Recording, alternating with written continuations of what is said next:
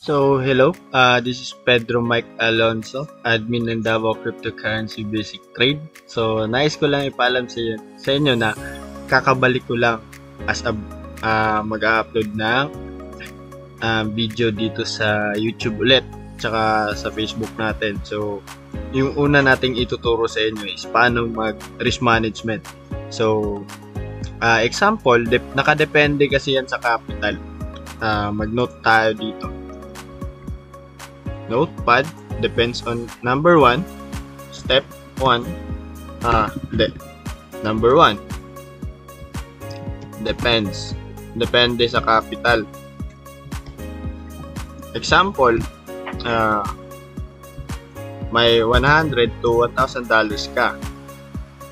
Sa mga newbie kasi, yung mga ginagawa ng mga newbie is nag-i-invest sila ng ng mga $1,000 or $100 for trial. Kung sabihin natin enrollment fee nila sa isang exchange. Kasi alam naman natin lahat dun natatalo.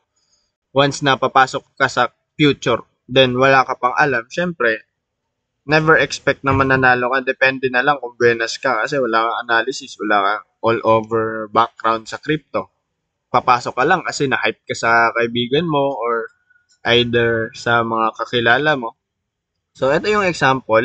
Yung iba kasi, ginagawa nila is 2% risk. Yung sa akin naman is lahat yan naka-risk.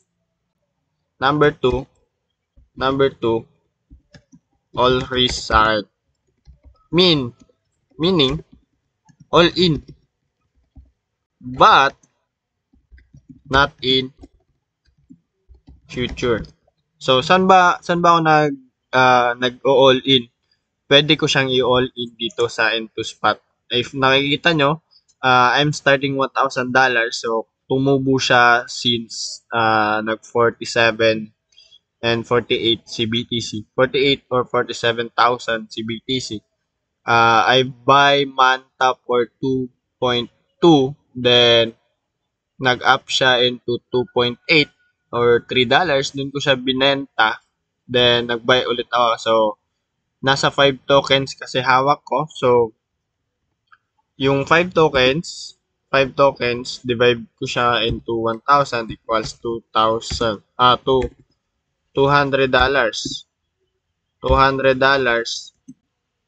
times, divide 5.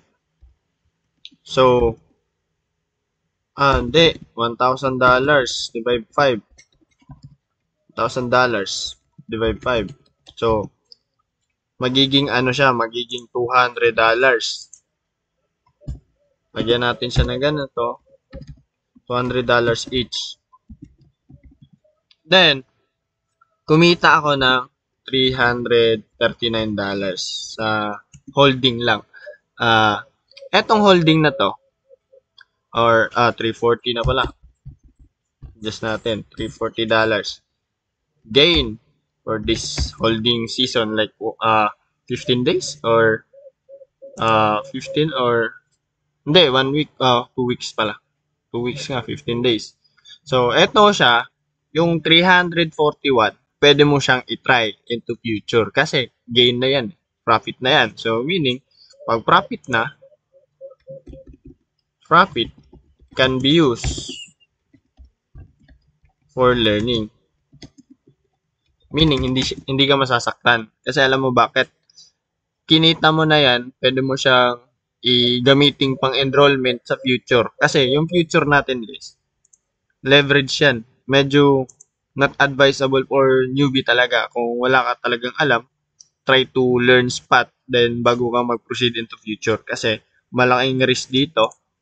Malaki din malaki yung tinatawag natin na madali masunog yung pera, madali tayong kumita, pero risky for our newbie. Hindi siya good for sa'yo. Then, if ever, kung gusto mo talagang matuto sa pagtitrade ng future, matuto ka munang mag-trade ng spot, mag-hold.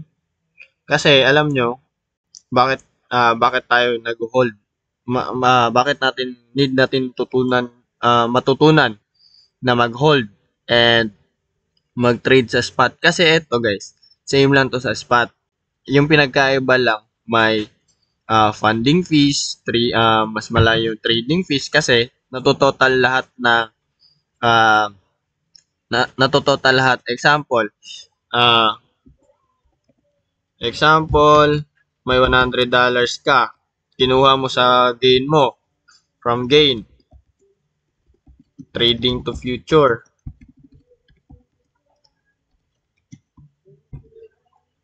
Yan, yung $100 na yan, pwede mong i-risk dyan is $1 to $2. Depende na lang kung depende na lang sa risk appetite mo. Kasi kailangan nating hanapin yung risk appetite natin kung hindi tayo compatible dito. Example, eto, kaya afford to lose mo naman tong $100. Kung gusto mo talagang malaki kumita, tas may alam ka na, edi para sa akin kasi yung ginagawa ko is for me nasa 10 to 30% sa funds. Kasi alam mo, ay puta. Lah, cut natin yan, cut. 10 to 30%. Either yung 70% kasi niyan risk, then the 70% is pang liquidation. Meaning, if ever babagsak man tong BTC na malaki, malayo pa yung liquidation ko. Ang nare-risk ko lang dito sa $100 is $10 to $30. $10 to $30 guys, isipin nyo yun. Isang risk. Pag eto, yung ni-risk mo, medyo malapit. Example, nasa 483 ngayon. Try natin siyang i-calculate. Dito, may kasi yan. Profit and loss. Then, may liquidation ata na lalagay dito. Or entry price, ito. Entry price dito, example, pumasok tayo 48,310. Tapos, may, magkano bang, $10. $10 cost. $1 equals 500. So, 0.1, 0.07. Hindi. 4, 2, 1, 7. Hanapin natin yan. So, ito. Dito na lang. 0.1. 1.9. So, ito yung na-field natin na BTC. Ayan. Tapos, ito yung average entry price natin. Long. So, yan yung, ito yung quantity mo. I-total mo yan dyan. Ba't ba kasi walang dito? Wait lang sa akin kasi is full leverage on neto. The entry price. Yan. Putik. Dito pala. 100. 0.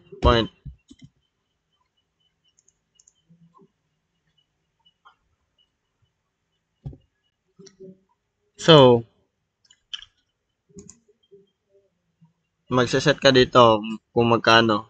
Yung ratio ko is 1:3. So, meaning 300%. Kikita ko ng 27. Then, profit loss ko is nasa, profit and loss is 3%. So, meaning, ito yung TP ko dito. This area. Iba pala yung may stop loss guys. Kailangan natin na mag-position. Kaso lang, ayaw ko mag-position ngayon sa future kasi may mga pinaglalaanan ako na funds or iniipon ko pa siya sa bull run. Kasi sa bull run is mas safetier, mas malaki yung pera mo doon kaysa masunog ka sa crypto or sa forex, sa future na sayang yung mga USDT dollars mo. Example, bumagsak siya ngayon, hindi mo siya na ma-hold. Mawawala yung pera mo, 'di ba? Mawawala yung pera mo, pag umakyat na yung BTC ng todo-todo, naiwan ka na sa ere, tas mangungutang ka. Tas babagsak na BTC, mabebenta ka, so mapaparanoid ka, After mo mapaparanoid, matotrauma ka, hindi ka na papasok sa trading. Kasi sasabihin mo sa sarili mo, hindi ka comfortable. Hindi ka, you will mean na hindi ka, hindi ka okay mag-trade sa crypto. Try mo naman sa forex, mas malaki yung leverage sa forex kasi lot lang yon, hindi mo alam kung magkano yung nire-risk mo doon. Kailangan mo ang dami pang aaralin. Sa crypto, pwede ka namang mag-spot kung magkano yung USDT na ipapasok mo. Yun lang yung i-risk mo. Then, sa positioning naman. Sa positioning, may tinatawag tayo bounce back or retracement. So, dun ka pumapasok sa retracement, hahanapin mo tong ganitong mga resistance. Then, either dun ka sa support, pumasok, malayo siya, matagal siya, pero at least safe ka. Hindi ka ipit.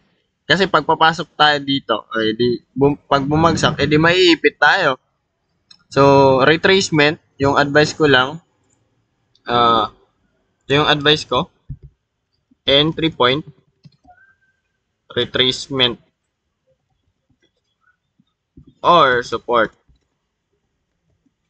or either confluence. Yung confluence, guys, ito siyang nag-pump na siya, tapos nagbabounce siya sa mga past resistance niya, or either nagda-dump na siya and nagbabounce siya sa mga support niya, past support. So example, ito, nag-pump siya dito, tapos nag-bounce lang siya. Ito yung matatawag natin na confluence. Kasi may resistance, tapos dito siya nag-bounce. Ito magiging support to into 5 minutes or lower time frame. So, dun siya magbabounce. Then, pag nabasag niya to, dito na naman siya hahanap ng confluence. Pag nabasag yung confluence, tuloy-tuloy na yan. Or either may babalik siya dito kasi may isa pang confluence. Kung mababasag din naman yan, is tutuloy-tuloy na yan.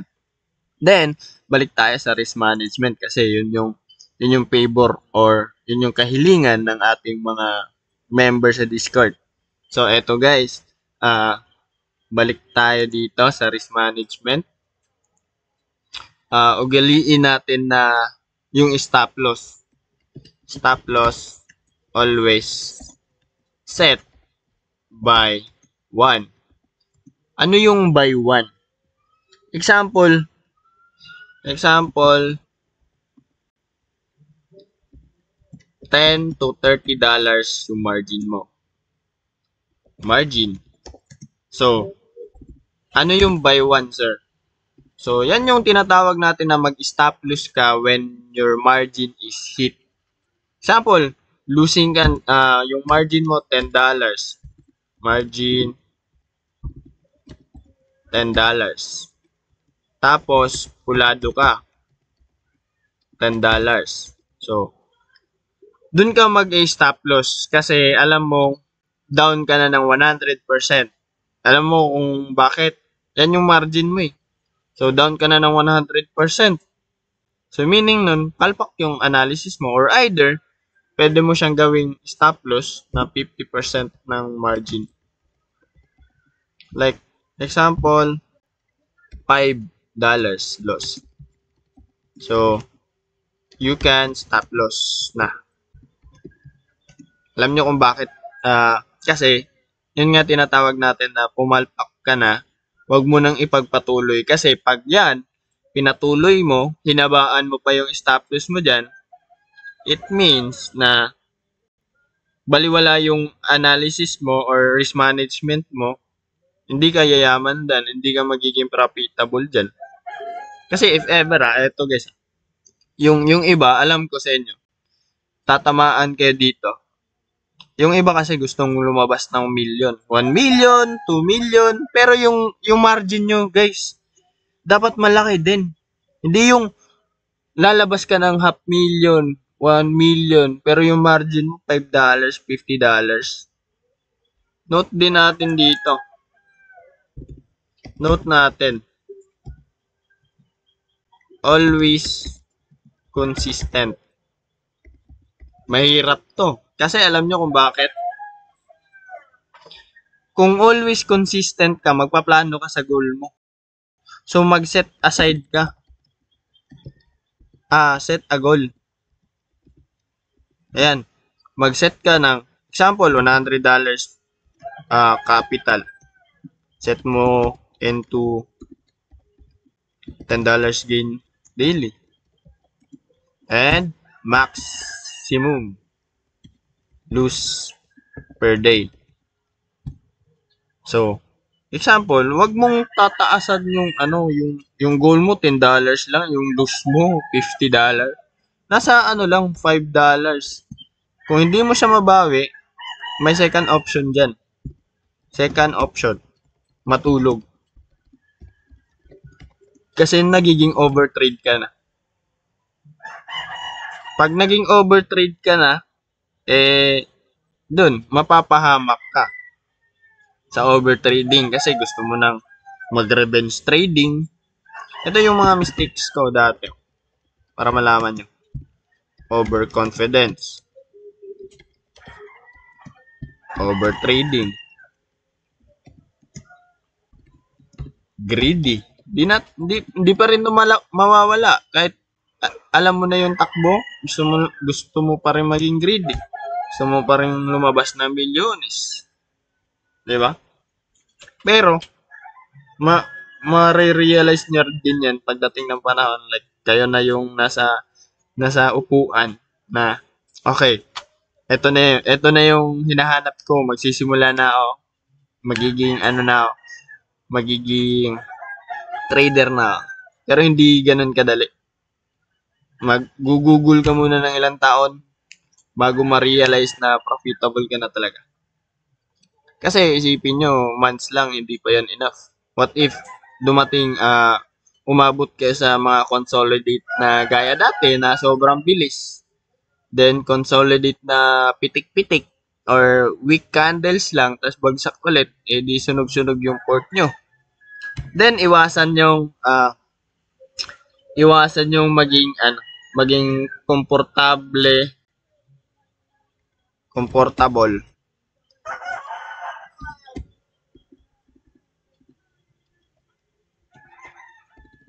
Comfortable na magiging profit. Kasi alam nyo kung bakit. Maraming nag-expect na mag-profit. Then, lalakihan mo yung margin. Set a goal. Set a goal for a month or week. Huwag kang mag-achieve ng goal sa isang linggo or sa isang buwan or mga ilang buwan pa yan. Huwag mong iset. Kasi alam mo kung bakit. Habang nagsiset ka na eto yung gusto mo.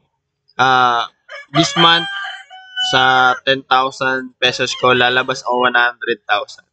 This year, lalabas ako na 1 million sa 10,000 pesos. Kasi alam niyo kung bakit. Setting a goal is like burning money. Burning money. Kasi guys, kaya ako sinasabi na burning money yan. Kasi yung utak natin guys, mag-a-achieve ng always na magte-trade ako, tas lalakihan ko yung profit para maging umabot ako this linggo. What if kung hindi mo maabot? Eto lang what if kung hindi mo maabot yung goal mo isang linggo na $70 lang yan. Hindi mo maabot, hindi mag-all in ka, ma-overtrade ka, or either mawawala yung risk management mo. Dapat, kasi, consistent lang kung ano yung kinikita mo, pabayaan. Kasi, at least may pangkain ka, may pambayad ka ng bills, may panggastos ka. Yun yung importante. Hindi naman natin sinabi na yung BTC is one-time millionaire. Diba? So, yung gagawin nyo dito guys is kung ano yung profit nyo, maging masaya kayo. Profit is profit. Gain is gain. Diba? Enjoy nyo yung sarili nyo, mag-trade kayo, mag-enjoy kayo. Then, wag nyo siyang gawing gambling. Gawin nyo siyang, gawin nyo siyang laro. Kung naglalaro kayo ng boss run. Or either, parang magkukulik ka lang ng coins, tas in real life na pala na coins. Tas parang, iisipin mo lang na, bibili ako nito para maibenta ko para tataas yung value na to, 'di ba? Tas kikita ko.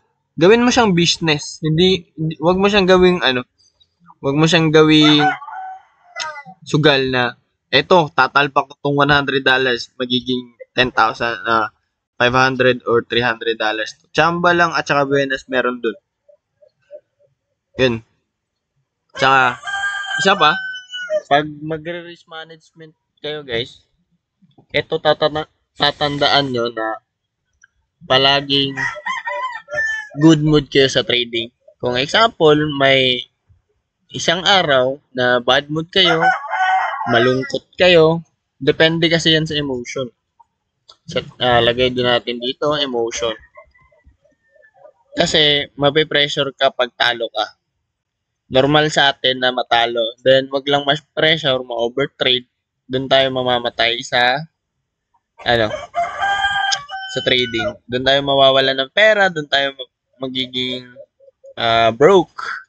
So, yung gagawin natin dito is, pag yung katamtaman lang na emotion, wag din yung sobrang happy kasi pag sobrang happy ka, dun, minsan napapahamak kasi masayahin ka wala kang pakialam kung anong TA mo, basta nasa isip mo mananalo ka or nanalo ka na, tapos hindi mo alam, nasayang pala yung mga gain mo. Isipin mo, naging masaya ka ngayon.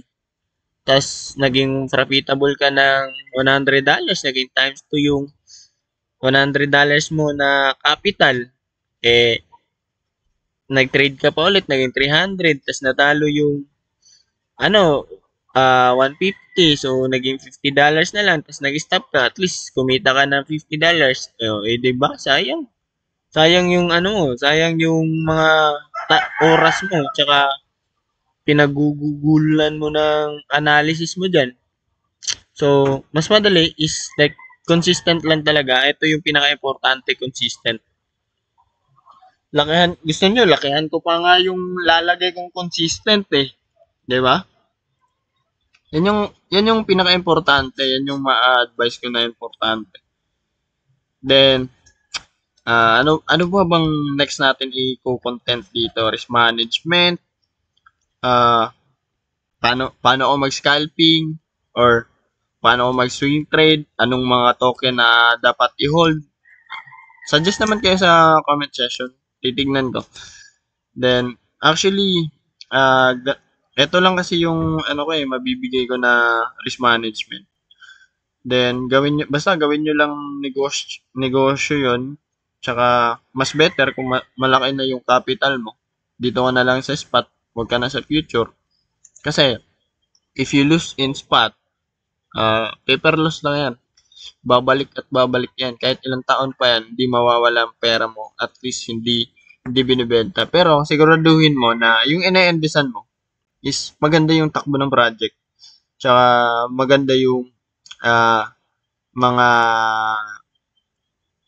volume performance. Then, updated yung mga social account ng mga company na investan mo. Kasi yung iba, alam ko sa pagkakaalam ko dito, yung iba tulad ng Dash, wala nang pakialam. Monero, wala nang pakialam. Basta yung token nila andun pa, nasa listing market pa, 'di ba? May hirap. So, ayun, sa dami-dami ng panahon, nag-evolve din yung currency, pero yung BTC lang yung naiiwan. So, ingat lang din kasi baka sa huli ka diyan, kinalimutan mo na yung holdings mo, mayaman ka na pala or naubos na pala. Then, advice ko sa mga nag-airdrop tsaka nag-shitcoin or nag-invest ng mga bagong listing. Bago kayo mag-invest, wait nyo muna na 6 candlestick or 6 days kung aangat ba siya or hindi. And depende na lang sa social media updates nila kung anong mga partnership ng mga ginagawa nilang mga ginagawa nilang crypto or anong gagawin nila na project sa susunod na taon, or by quarter yan eh. Quarter 1, quarter 2, quarter 3. Then, isang example, may puhunan kang $50, invest ka lang ng $50 each para hindi ka masaktan. Then, always ka mag-iwan ng $50, 50% ng capital mo